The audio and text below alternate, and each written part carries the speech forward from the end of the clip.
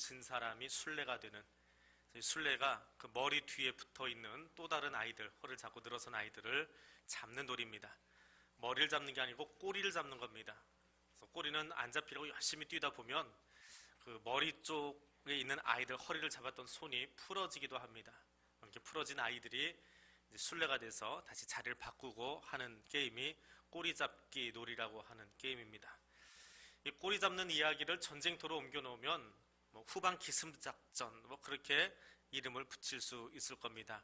후방에 낙오해 있는 병사들을 낙고채서 후방 보급로를 차단시켜 놓는 그런 전쟁의 형태입니다. 성경에 나오는 이스라엘 백성들의 치른 제일 첫 번째 전쟁, 출애굽기 17장에 나오는 전쟁은 이 꼬리잡기 놀이, 후방 기습작전의 이야기입니다. 이스라엘 백성들이 출애굽을 하고 나서 광야에 들어섰습니다. 좋기 250에서 300만 정도 되는 그런 인구가 광야로 쏟아져 들어옵니다. 그 대열이 어떻게 생겼을까요? 그래서 찰흙 가지고 지푸라기 가지고 벽돌 만들던 사람들이 열과 오를 맞추어서 그렇게 걸어갈 수 있었겠습니까? 아무리 최대 맞춘다고 해도 군인들이 아닌 다음에야, 정예 군인들이 아닌 다음에야 이리저리 흩어져 있는 모습들을 보게 될 겁니다. 건강한 장년이 60만이라고 하지만 노인들이나 어린아이들은 뒤로 처질 수밖에 없고 꼬리가 얼마나 긴지 모릅니다. 이전에 군에 있을 때 일개 사단이 나가서 움직이려고 해도 수십 킬로를 길게 늘어져 버립니다. 앞차가 한번 브레이크 밟으면 줄줄이 뒤에 차가 브레이크를 밟기 시작합니다. 그러면서 차간 거리가 길어지고 꼬리가 길어지는 모습들을 보게 됩니다. 근데 민간인들이지요.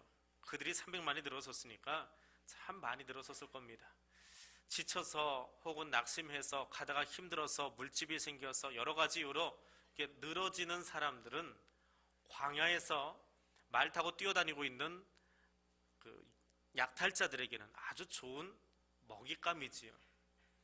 그렇게 만나게 된 형국, 그런 모습이 바로 여기 나오는 아말렉과 이스라엘이 느비딤에서 만나게 된 그런 장면입니다. 그때 일어난 일입니다. 아말렉이 이스라엘 치려고 왔던 그때에 하나님이 이스라엘 백성들에게 그리고 오늘 우리에게 주시는 메시지가 무엇인지를 이 아침에 함께 상고해 보려고 합니다. 그 첫 번째는 그때는 형제를 돌아보기를 원하시는 때더라라고 하는 것입니다. 출애굽기 17장에 나오는 이 이야기는 아말렉과 이스라엘의 숙명적인 만남을 그려주고 있습니다. 이 아말렉은 조상을 따져 올라가면 에돔 족속에 해당합니다. 에돔 족속은 에서의 후예들이지요. 이스라엘의 조상은 야곱입니다. 야곱과 에서의 아버지는 이삭입니다. 결국은 한 형제간인 민족이 여기서 지금 만나고 있는 것입니다. 큰아버지, 작은아버지 집으로 쭉 해서 내려왔는데 몇십 년, 몇백 년 뒤에 다른 두 민족이 되어서 광야에서 조우하게 된 것입니다. 그런데 300만이 지금 광야로 몰려 나왔습니다. 이 아말렉이 머물고 있는 땅. 아말렉은 에돔에서 빠져나와서 시나이 반도를 중심으로 해서 유랑 생활을 하고 있던 그런 민족입니다. 근데 거기에 300만이 밀려 들어옵니다.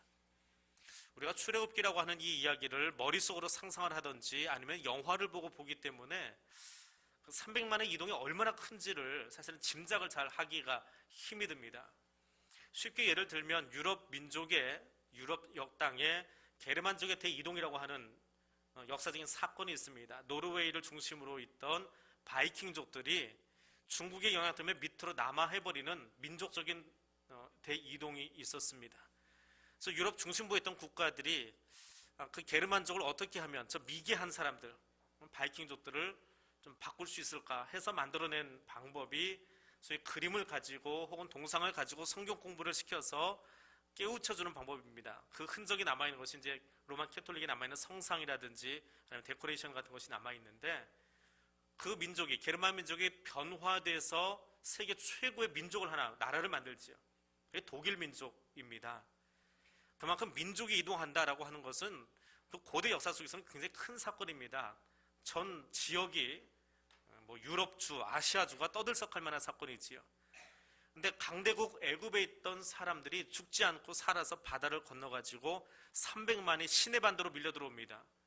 그럼 거기 있던 아말렉 입장에서는 어떻겠습니까? 우리가 쫓겨나든지 우리 땅을 지키든지 둘 중에 하나일 것입니다. 그런데 아직 이 이스라엘 사람들은 조직이 제대로 갖춰지지를 않았습니다. 출애굽기 18장에 가서야 이도로를 통해서 1000부장, 100부장, 50부장 제도가 생겨납니다. 그러니까 아말렉 입장에서는 그래 우리 땅을 뺏기기 전에 아예 저 오합지졸들을 싹을 잘라버리자, 그런 생각으로 뒤를 치러 들어오는 사건, 그것이 출애굽기 17장의 사건입니다. 그러니까 크게 놓고 보면 아말렉 입장에서는 자기 땅을 뺏기고 싶지 않은, 사촌이 땅 샀어 너무 배가 아픈 그런 형국이 되어지고 만 것입니다. 그런데 이스라엘 사람들은 지금 형편이 어떻습니까? 애굽에서 빠져나올 때에 그들은 찰흙 가지고 지푸라기 가지고 벽돌 하나 만들어내고 있던 그런 수준의 사람들입니다. 근데 그들이 하나님의 도움으로 바다를 건너서 나왔는데 그들이 들어가게 된 시나이 반도, 팔레스타인 그 지역은 이미 청동기 문화와 철기 문명을 거치고 있는 세계 최고의 문명 사회를 경험하고 있는 사람들이에요.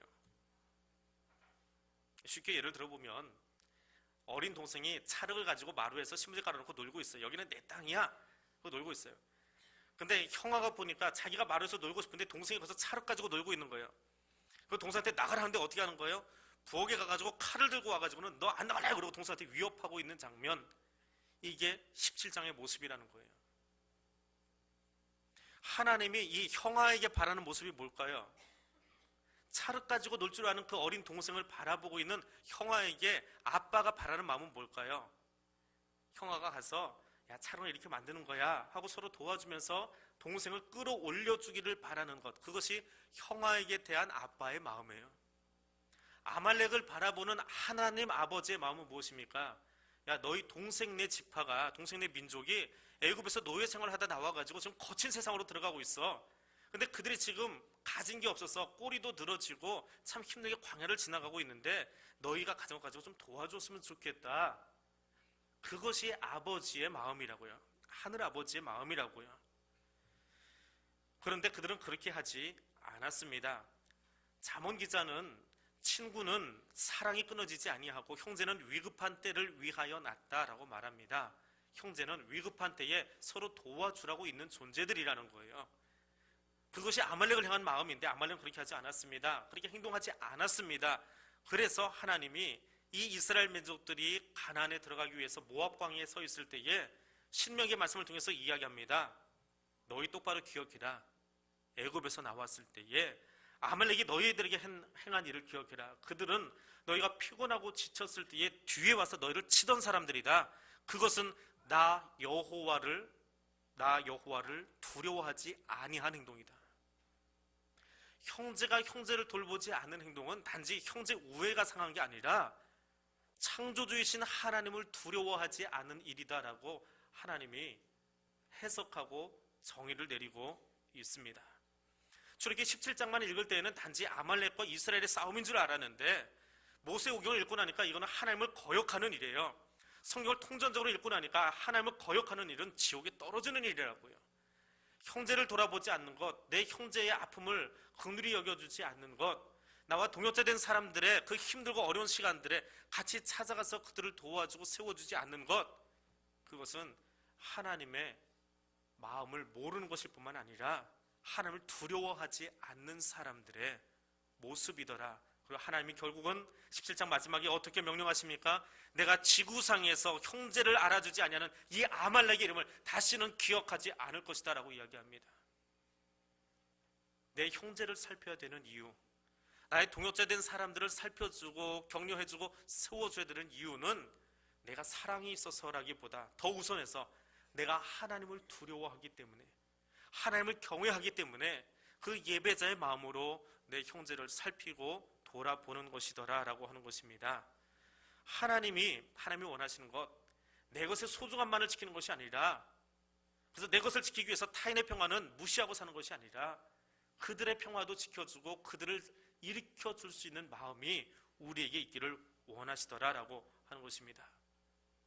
출애굽기 17장 8절에서 하나님은 그때의 아말렉이 광야를 지나고 있는 형제 민족의 아픔을 보고 달려나와 그들을 감싸주기를 원하셨다. 어쩌면 그렇게 쓰기를 원하셨을 겁니다. 그러나 아말렉은 그렇게 하지 않았습니다.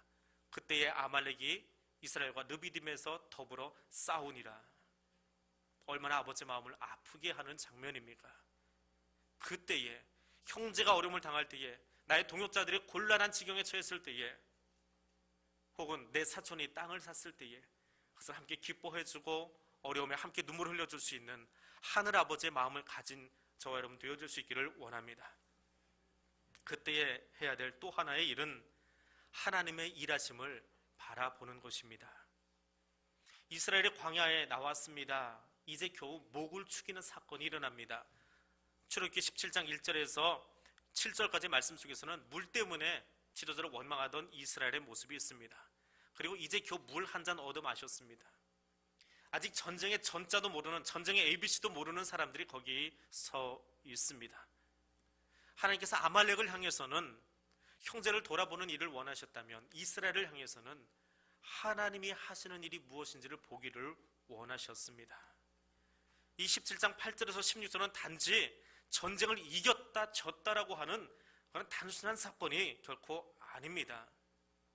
무리바의 사건 속에서 내 영적인 상태조차도 책임지지 못하는 그 안타까운 사람들, 하나님이 그들을 간신히 테스트 하나 거쳐놓고 그 다음 테스트 거리를 또 갖다 주신 거예요. 시험을 갖다 주신 거예요.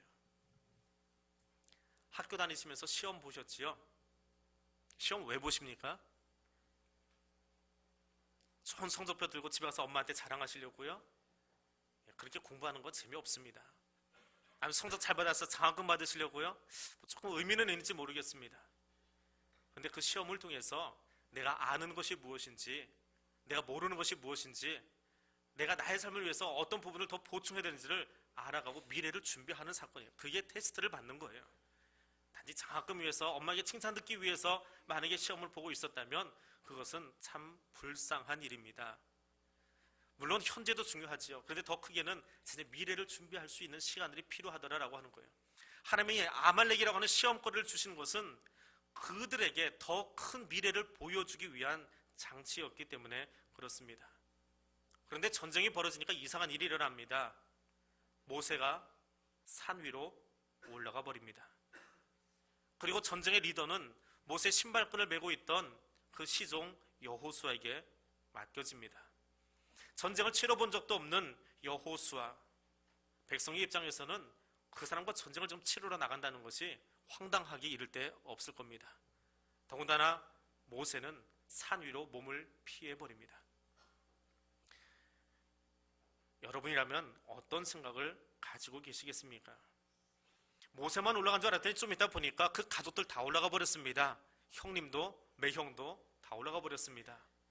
결국 원로 지도자들은 다 올라가 버리고 이제 막 지도자 임관식을 거친 소위 계급장 단 그 여호수아가 앞에 서 있습니다.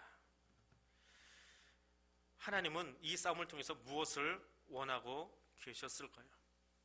단지 전쟁을 승리로 이끈다라고 하는 그 단순한 사건이 아닙니다. 아말렉은 이스라엘의 꼬리만 보고 있었을 겁니다. 여호수아는 정신없이 그 60만을 끌고 나서 전쟁을 치르고 있었을 겁니다.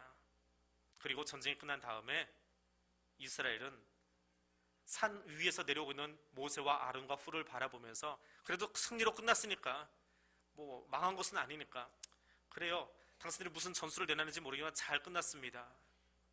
여호수아를 바라보면서 야, 처음 전투인데 참 수고했다, 마치 사울 앞에 다윗처럼 당신이 천천히와 만만이다 그러면서 박수 쳐주고 있는 그런 모습으로 끝났을지 모릅니다.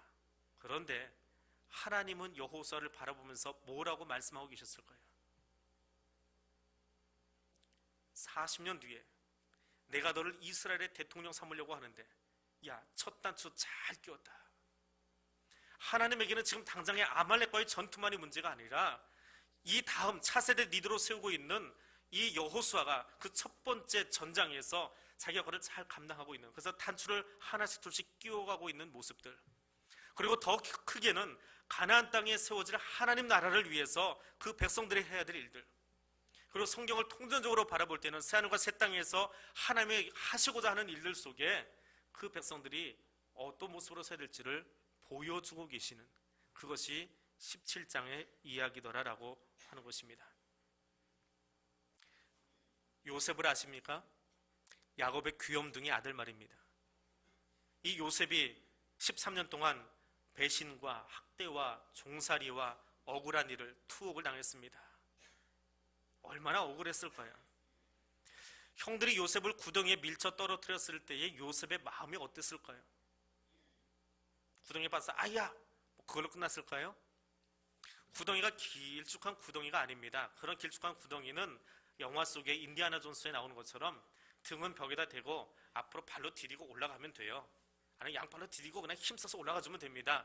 그런데 요셉이 빠진 구덩이는 항아리 모양이에요. 팔을 벌려도 다리를 쭉 펴도 끝과 끝이 닿지 않습니다. 그 구덩이 왜 만들었을까요? 맹수가 거기 빠져서 지치기를 바라는 거예요. 맹수가 거기 빠져가지고 올라오려고 버둥버둥 거리다가 발도 빠지고 손도 빠져서 더 이상 움직이지 못할 때에 사람들이 내려가서 짐승의 거죽을 벗기고 그 살점을 떼어서 잡아먹으려고 만드는 함정입니다. 그러면 거기 형들에서 떨어짐을 당한 요셉의 마음은 어떨까요? 형들이 나를 짐승 취급하고 있구나. 형들이 나를 짐승 죽이듯이 그렇게 죽이려고 하시는구나. 그 마음이 들었을 거예요. 감옥에 들어갔습니다. 감옥에 왜 들어갔어요? 내가 그렇게 충성했는데 우리 주인 보디발이 그래 나를 믿어주질 못하는구나. 그래도 자기 마누라 팔은 안으로 굽는다지. 그래서 나는 억울하게 모함당해서 여기 들어와 있어요. 그 안에서 누군가의 꿈을 해몽해 주었습니다. 그런데 자기 살아나고 나더니 알아주지도 않아요. 총리가 되었습니다. 자기 외에는 왕밖에 없는 자리에 올라섰습니다. 서서 보니까 지난 13년 동안 나로 하여금 이를 갈게 했던, 나로 하여금 짐승의 인생을 살게 했던 그 형들이 앞에 와 있어요. 나를 믿어주지 않던 보디발이 왕의 경호실장이라고 그 옆에 서 있습니다. 나를 믿어주지 않던 관리 하나가 거기서 자기를 보고 어쩔 줄 몰라 하고 눈을 피하고 있습니다. 한을 가진 인생으로 살아가고 있었다고 한다면, 한의 인생을 살아가고 있었다고 한다면 요셉의 그 한이 어떻게 폭발하고 얼마나 많은 사람들이 숙청을 당했을까요? 근데 요셉이 그 자리를 하나님의 은혜로 선포하고 바꿀 수 있었던 이유는 무엇입니까? 하나님의 마음, 하나님이 주신 꿈이 자기의 꿈이 되어 있었던 거예요.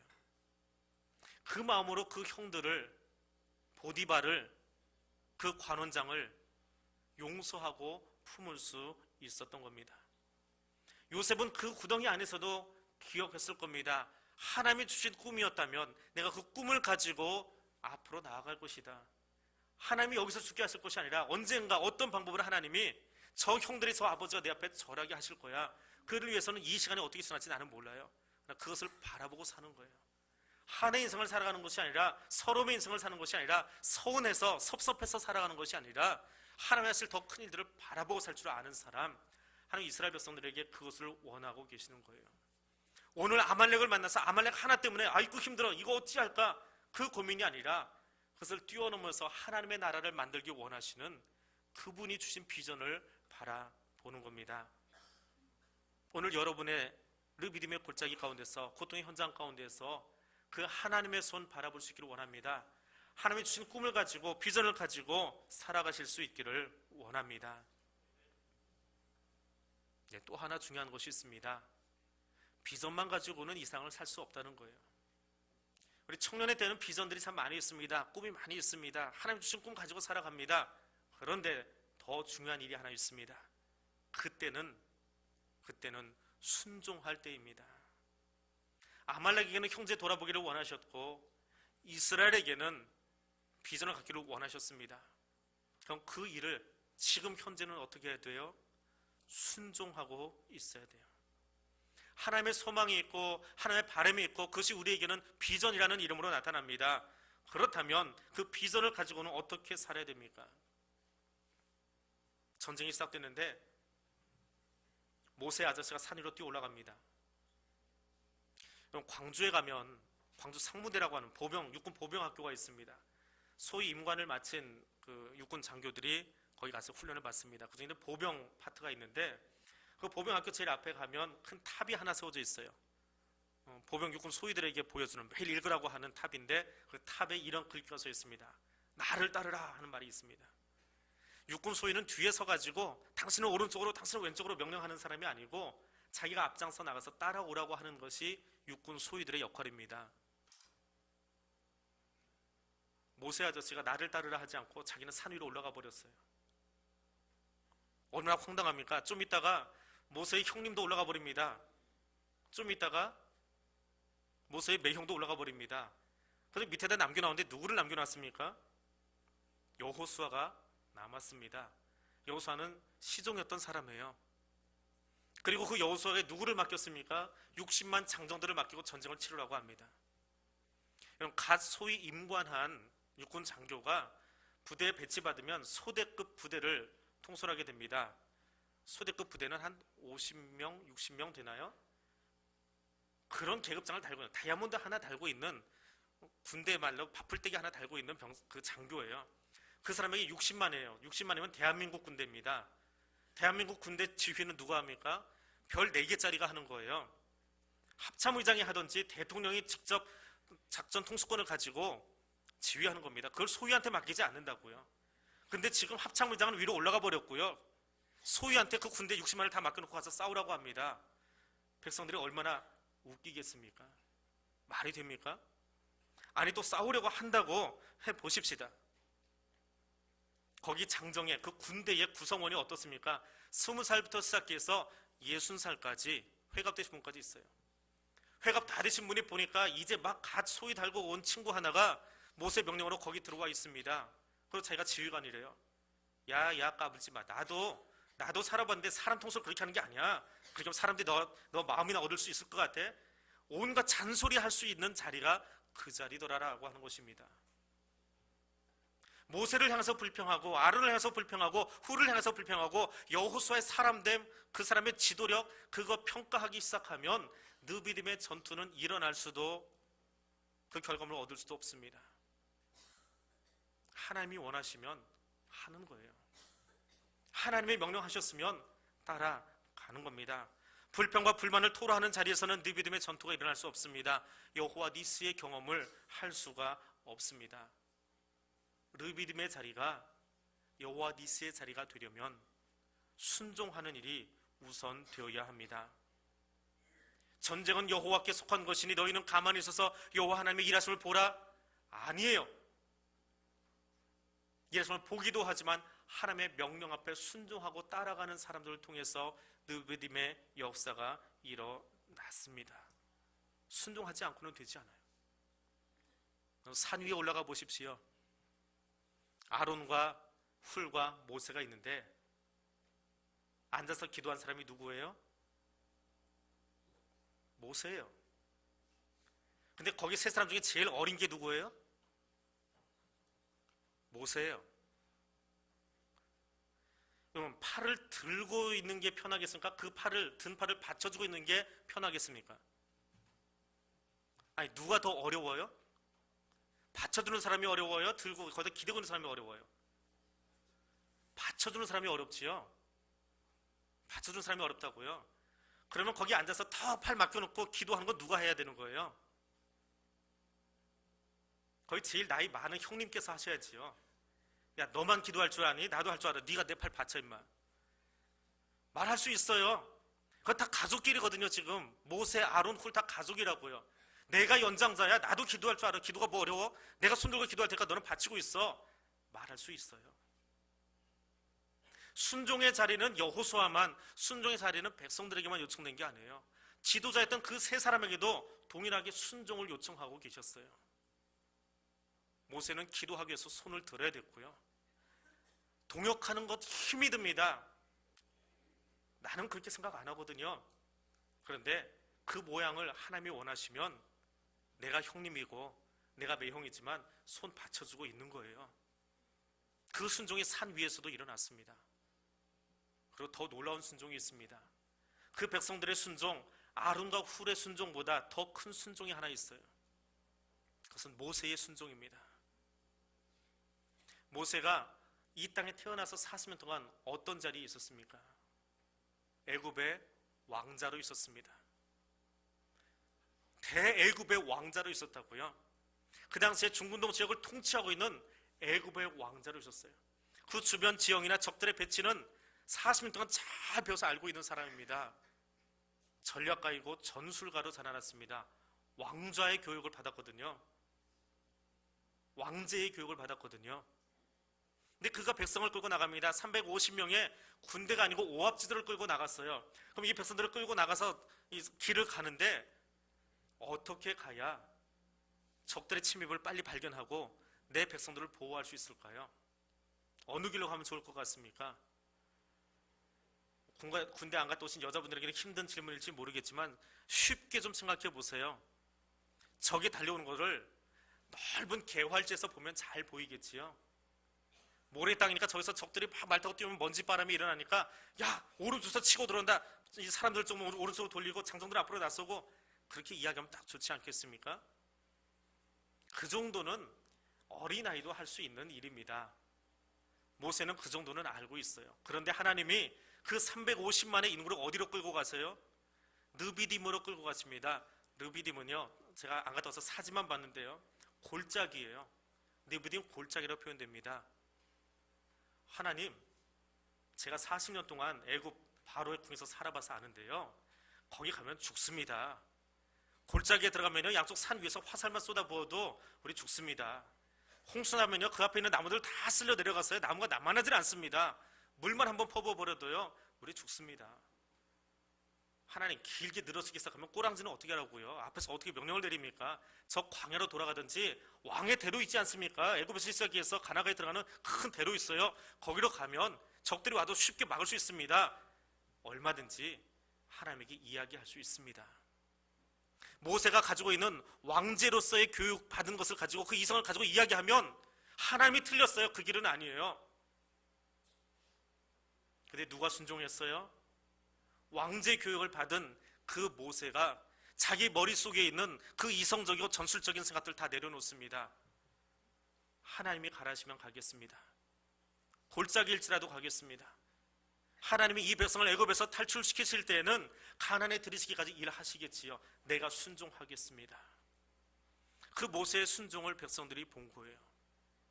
그래서 아론과 훌이 올라가서 모세가 하나님께 순종한 것처럼 그 동생의 팔을 붙잡고 기도를 도우며 동역자로 설 수 있었습니다. 그 모습을 산 밑에서 보고 있던 여호수아가 바라봅니다. 그래, 형님도 동생 팔 붙잡고 있다면 하나님이 내게 이제 막 계급장 달아주셨지만 아직 내가 별 4개짜리 원수도 아니지만 하나님이 도와주시면 할 거야. 싸워봅시다. 나가봅시다. 나갈 수 있는 거예요. 백성들은 아직 칼과 창이 없습니다. 아직은 나무 막대기 하나밖에 없어요. 양 엉덩이 치고 있던 나무 막대기 하나밖에 없지만 하나님이 원하시면 우리 지도자도 순종하는데 나도 해보겠습니다. 그 순종과 순종이 엮여졌을 때에 르비딤에 하나님은 여호와 니시라고 하는 승리의 제단, 승리의 예배단을 쌓을 수 있도록 허락해 주셨더라라고 하는 것입니다. 바로 그때입니다. 우리의 삶이 르비딤 골짜기와 같이 어렵고 답답한 상황에 혹은 어눌한 상황에 말로는 설명되지 않는, 이성적으로는 도저히 풀어지지 않는 그런 상황이 우리에게 맞닥뜨려질 수 있습니다. 하나님은 그때 우리에게 요청하십니다. 내 형제의 어려움을 돌아보라고 말씀하십니다. 그때에 눈앞에 있는 아말렉을 바라보는 것이 아니라 그 뒤를 뛰어넘어서 이미 일을 시작하고 계신, 우리는 바라보지 못했지만 이스라엘 민족을 이루기 원하셔서 일하고 계신 하나님의 비전을 바라보라고 이야기하십니다. 그리고 지금 그 일을 위해서 이것부터 순종하라고 이야기합니다. 우리의 눈이 출애굽기 17장 8절에서 16절에 머물러 버리면 손들고 있는 모세의 모습 하나밖에 보지 못할 것입니다. 아말렉을 이긴 여호수아가 어떤 전술을 폈을까 상상하는 것으로만 끝나버릴 수밖에 없을 겁니다. 성경을 더 넓게 보십시오. 하나님의 구원의 역사 속에서 그 사건을 보십시오. 거기는 하나님의 우리가 헤아릴 수 없는 그 크신 계획과 그리고 순간순간 순종하고 있는 백성들의 아름다운 모습들이 고리가 되어서 하나님의 귀한 구원의 목걸이를 만들어가고 있음을 볼 수 있습니다. 오늘 우리가 그 자리에 서 있기를 원합니다. 오늘 우리의 자리가 비록 르비딤 같다고 할지라도, 그것이 아프고 힘들고 답답하고 서운하고 섭섭한 자리이다라고 할지라도 하나님은 하나님은 그것을 뛰어넘어 일하고 계심을 바라보시면서 내게 주신 자리에서 내가 할 수 있는 최고의 순종으로 하나님의 말씀과 함께 할 수 있는 여러분 될 수 있기를 원합니다. 그러면 여러분이 만날 하나님은 여호와 니시의 하나님이 되어질 줄로 믿습니다. 기도하겠습니다. 여호와 니시의 하나님, 오늘 내가 느비딤 골짜기에 서 있음을 봅니다. 오늘 나로 하여금 두렵게 하는 아말렉, 오늘 나로 하여금 서운하게 하는 형제 아말렉이 앞에 있을지라도 내가 두려워하지 않는 것은 하나님